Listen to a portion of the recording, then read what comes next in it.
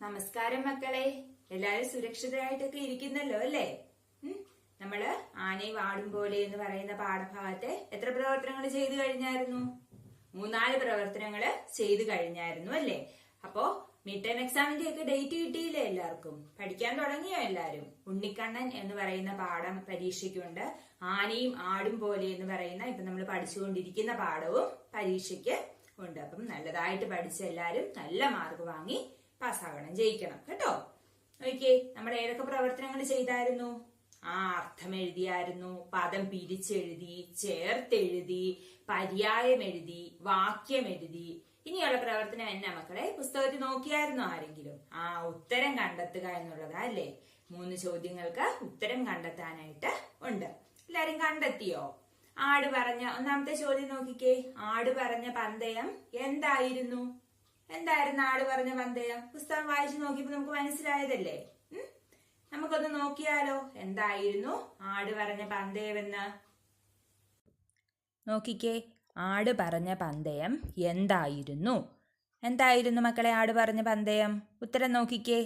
കണ്ണൻ കാടിൻ ഓരത്തുള്ള കുന്നിൻ ചെരുവിലെ കരിമ്പിൻ തോട്ടത്തിൽ ആദ്യം എത്തുന്ന ആൾ വിജയിക്കും. ഇതായിരുന്നു ആട് പറഞ്ഞ പന്തയം. ആനയോട് എന്താ പറഞ്ഞത്? കണ്ണങ്കാടിന്റെ ഓരത്ത് എന്തുണ്ട്? ഒരു കുന്നിൻ ചെരുവുണ്ട്. അവിടെ ചെന്നാൽ എന്ത് കിട്ടും? ധാരാളം കരിമ്പുണ്ട്. അവിടെ ആനച്ചേട്ടന് കരിമ്പ് തിന്നാം, അതിൻ്റെ ഓരത്ത് കുറച്ചൊക്കെ പുല്ലുണ്ട്, അതെനിക്ക് തിന്നാം. അപ്പോൾ അവിടെ ചെല്ലുന്ന ആദ്യം ആ കരിമ്പിൻ തോട്ടത്തിൽ എത്തുന്ന ആള് വിജയിക്കും. ഇതായിരുന്നു ആട് ആനയോട് വെച്ച പന്തയം, അല്ലെങ്കിൽ ആട് പറഞ്ഞ പന്തയം എന്ന് പറയുന്നത്. ഒന്നുകൂടെ നോക്കിക്കേ ഉത്തരം. കണ്ണൻ കാടിൻ ഓരത്തുള്ള കുന്നിൻ ചെരുവിലെ കരിമ്പിൻ തോട്ടത്തിൽ ആദ്യം എത്തുന്ന ആൾ വിജയിക്കും. ഇതായിരുന്നു പന്തയം കേട്ടോ. മക്കളെല്ലാവരും ഇതെഴുതി കാണാതെ പഠിക്കണം. അടുത്ത ചോദ്യം നോക്കിക്കേ മക്കളെ. ആന വീഴാൻ ഇടയായത് എങ്ങനെയാണ്? ഉത്തരം നോക്കിക്കേ. മത്സരം തുടങ്ങിയപ്പോൾ എന്തായിരുന്നു മത്സരം? ആന ആടും കൂടി പന്തയം വെച്ച് കുന്നിൻ ചെരുവിലേക്ക് പോകാനായിട്ട് മത്സരമായിട്ടാണ് അവർ പോകാനായിട്ട് ഒരുങ്ങിയത്. അപ്പം മത്സരം തുടങ്ങിയപ്പോൾ ഓരോ ചുവടും ഉറപ്പിച്ച് ആന നടന്നു.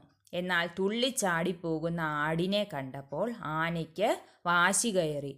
ഞാൻ വലിയ മിടുക്കനാണെന്നൊക്കെ ആടിനോട് പറഞ്ഞതാണ് ആന. അപ്പോൾ ആട് പെട്ടെന്ന് തുള്ളിച്ചാടി പോകുന്നത് കണ്ടപ്പോൾ ആനയ്ക്കങ്ങ് വാശി കയറി. അവൻ വേഗത്തിൽ ചുവടുകൾ വെച്ചു. പെട്ടെന്ന് മണ്ണിടിഞ്ഞ് ആന താഴെ വീണു. അപ്പം ആന വീഴാനിടയായത് എങ്ങനെയാ മക്കളെ? ഒന്നുകൂടെ നോക്കിക്കേ ഉത്തരം.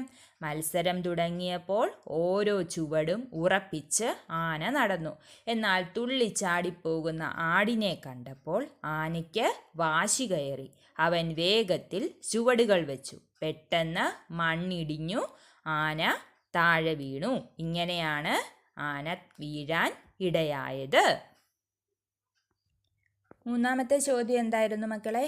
ആട് ആനയെ രക്ഷപ്പെടുത്തിയത് എങ്ങനെയാ രക്ഷപ്പെടുത്തിയത്?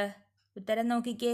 അടുത്ത് നിന്നിരുന്ന ആൽമരത്തിൽ തൂങ്ങിക്കിടന്നിരുന്ന വള്ളികൾ കൂട്ടിപ്പിണച്ച് ആനയുടെ അടുത്ത് എത്തിച്ചു. ആന പൊത്തോന്നും പറഞ്ഞ് മണ്ണിടിഞ്ഞ് താഴെ വീണ് കിടന്നപ്പോഴത്തേക്കും ആട് വന്നിട്ട് എന്ത് ചെയ്തു?